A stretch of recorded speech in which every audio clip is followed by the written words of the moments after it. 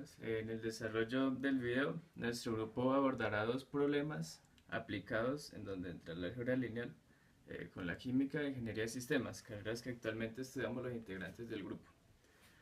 La motivación de hacer el video, ¿cuál es? Es dar a conocer la importancia de la álgebra lineal siendo aplicadas en ejercicios de diferentes carreras.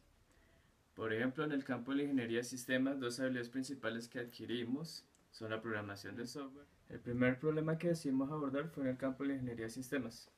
En el video presente podemos ver cómo un artefacto moderno utiliza cálculos holográficos, se apoya en software diseñado por ingenieros de sistemas para analizar el volumen de superficies y dar una aproximación a la realidad a la hora de mostrar su interfaz gráfica en 3 dimensiones, ya sea para videojuegos u otras aplicaciones. Este software realiza miles de cálculos de volúmenes por segundo y son guardados en memoria para realizar su propósito.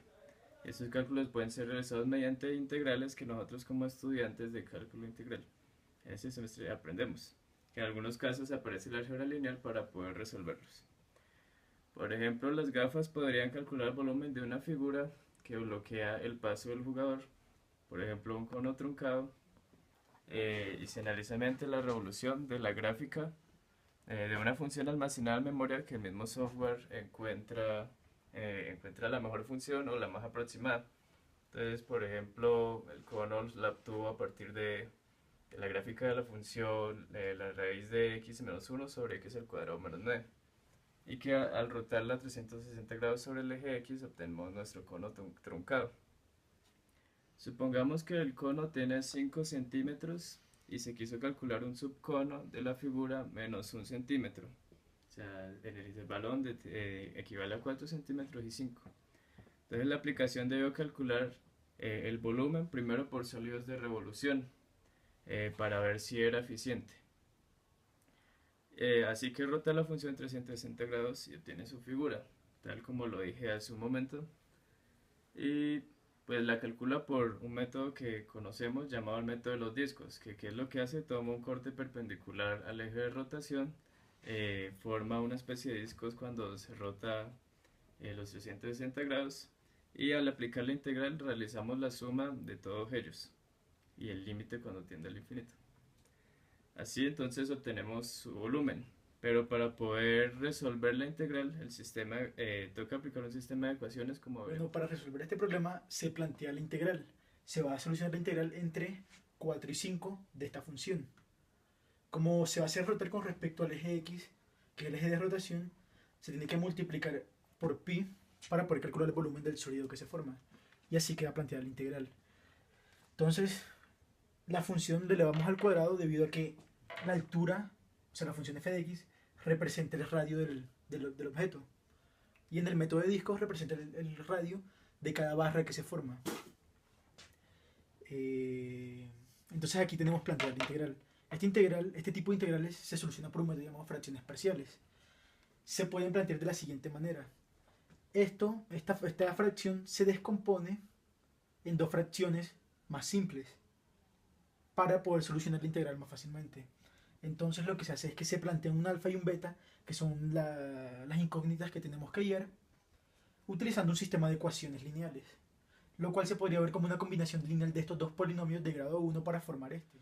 Con el sistema de ecuaciones planteado del alfa y los betas, se tiene la matriz de coeficientes, que sería esta. La ampliamos para poder solucionarla mediante el método de Gauss-Jordan.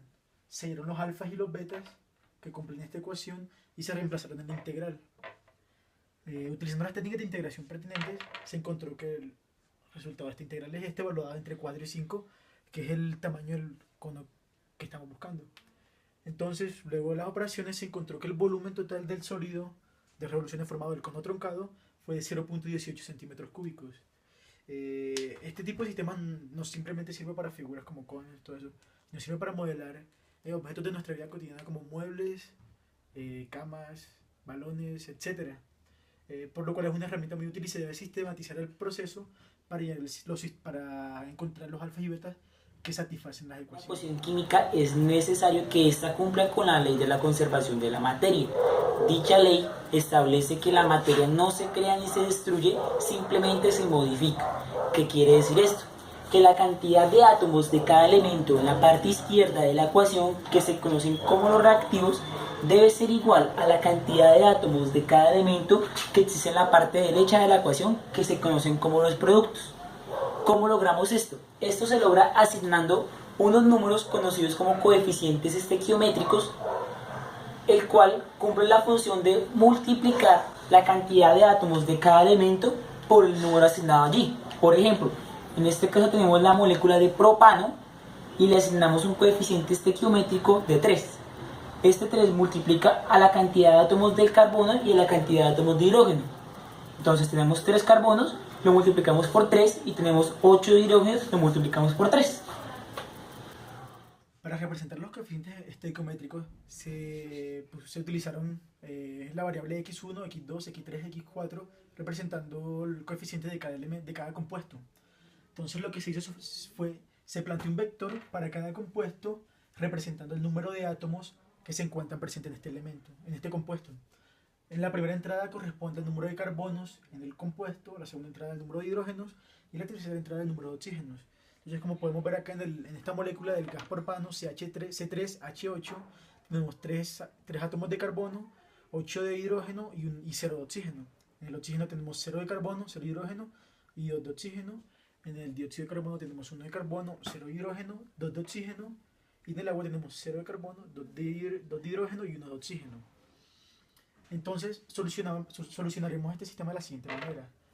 Tomaremos el coeficiente estequiométrico, que es lo que deseamos averiguar, y lo multiplicaremos por el vector representando la cantidad de átomos.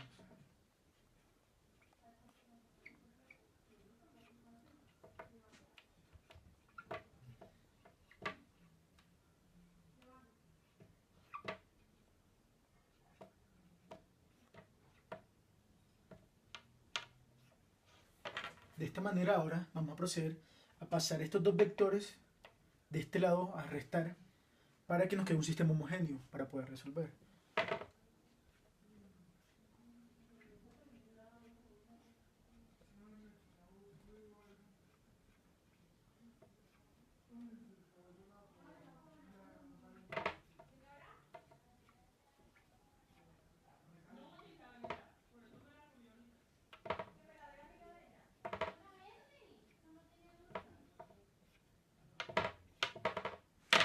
Como ver, esto tiene que ser igual a 0 por el principio de conservación de la materia.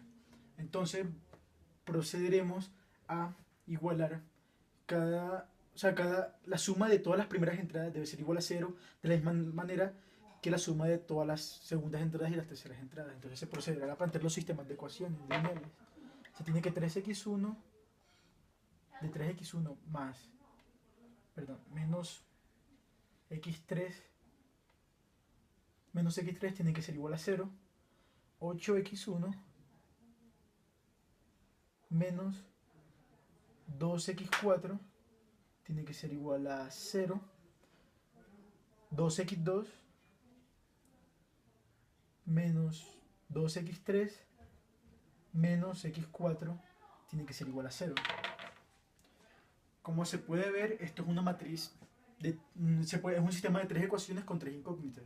Se puede plantear como una matriz de... Bueno, entonces, después de plantear el sistema de ecuaciones con los vectores obtenidos, se tiene esta matriz de coeficientes, que es una matriz de tamaño de 3 por 4. Entonces, se procede a solucionar con el método de Gauss-Jordan y se encuentra que el sistema tiene infinitas soluciones, arrojando como soluciones que x1, que es la primera entrada, es igual a un cuarto de x4, donde x4 es el término libre, x2 es igual a 5 cuartos de x4 y x3 es igual a 3 cuartos de x4. Entonces, por ejemplo, si le asignamos un valor de 4 a x4, vamos a obtener que x1 va a ser igual a 1, x2 va a ser igual a 5, x3 va a ser igual a 3. Reemplazando estos valores en la primera ecuación, x1 igual a 1, x2 igual a 5, x3 igual a 3 y x4 igual a 4, podemos observar que tenemos el mismo número de átomos en este lado de la ecuación y en este lado de la ecuación. Por ejemplo, 3 átomos de carbono en este lado, 3 átomos de carbono en este lado, 8 átomos de hidrógeno de este lado, 4 por 2 átomos de oxígeno de este lado serían 8. De igual manera, 10 átomos de oxígeno de este lado de la ecuación están los reactivos, 6 átomos más 4 de este lado de oxígeno nos da 10. Por lo tanto, la reacción queda balanceada y se cumple el principio de conservación. Ahora nosotros, Omar y Cristian, les vamos a explicar otro método en el cual podemos aplicar el álgebra lineal, en este caso en la ingeniería electrónica. El álgebra en nuestra carrera se utiliza para el análisis de circuitos, como tenemos uno aquí. Para hacer esto necesitamos tener claros 4 conceptos, los cuales son qué es un circuito, qué es una malla, la segunda ley de Kirchhoff y la ley de Ohm. Principalmente un circuito se conforma por un grupo de elementos con una trayectoria cerrada. Una malla es un camino con el cual no posee más caminos internos, como lo podemos ver aquí. En este caso Hay es 3 esta mallas. pequeñita. En este caso hay 3 mallas, una por acá y otra por acá. Bueno, tenemos que la segunda ley de Kirchhoff nos dice que la sumatoria de K igual a 1 hasta N de B sub K, o sea de todos los voltajes alrededor de una malla, va a ser igual a 0. Y ahora para la ley de Ohm, esta nos dice que el voltaje en una resistencia es igual a la corriente que pasa por ella por la propia resistencia. Procederemos a desarrollar el circuito. Debemos establecerle la dirección a la corriente que pasa por la malla. En este caso lo haremos en sentido horario. Teniendo establecido el sentido de la corriente, pasamos a sumar los voltajes dentro de una malla gracias a la segunda ley de Kirchhoff. En este caso tenemos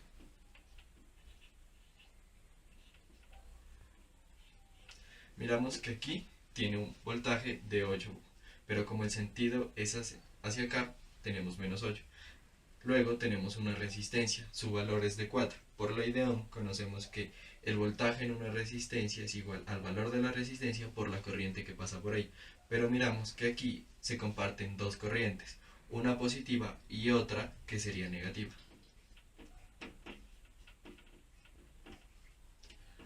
Luego terminamos con la sumatoria.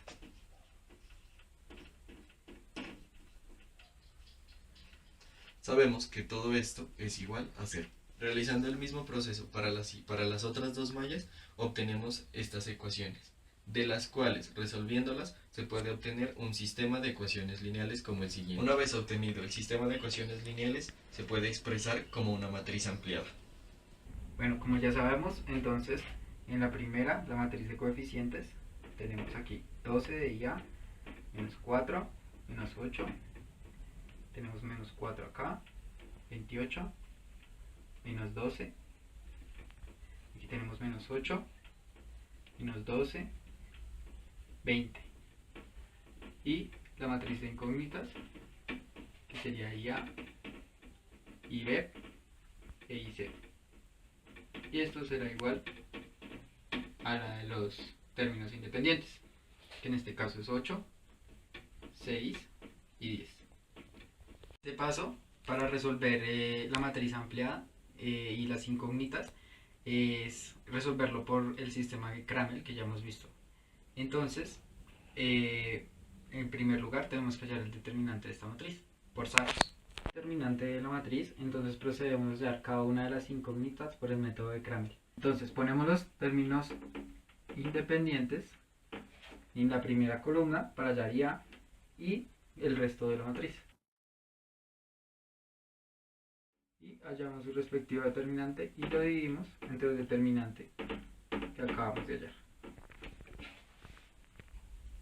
Una vez hallamos el determinante de arriba por Sarrus, entonces lo dividimos entre el determinante de la matriz inicial y entonces nos da que la corriente IA es de 3.36 amperios. De esta misma manera procedemos a hallar la corriente IB e IC que circulan por el circuito. Para la corriente IB, entonces reemplazamos la matriz de términos independientes en la columna 2 y para la corriente IC reemplazamos la matriz de términos independientes en la columna 3.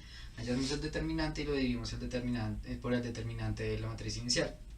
la corriente IB, entonces esto nos da un valor de 2 e IC nos da el valor de 3.4. Quiere decir que IB es 2 amperios y la corriente IC es de 3.04 amperios. Una vez tenemos esto, entonces podemos hallar cualquier cosa que necesitemos del circuito y de esta manera es que se resuelve un circuito.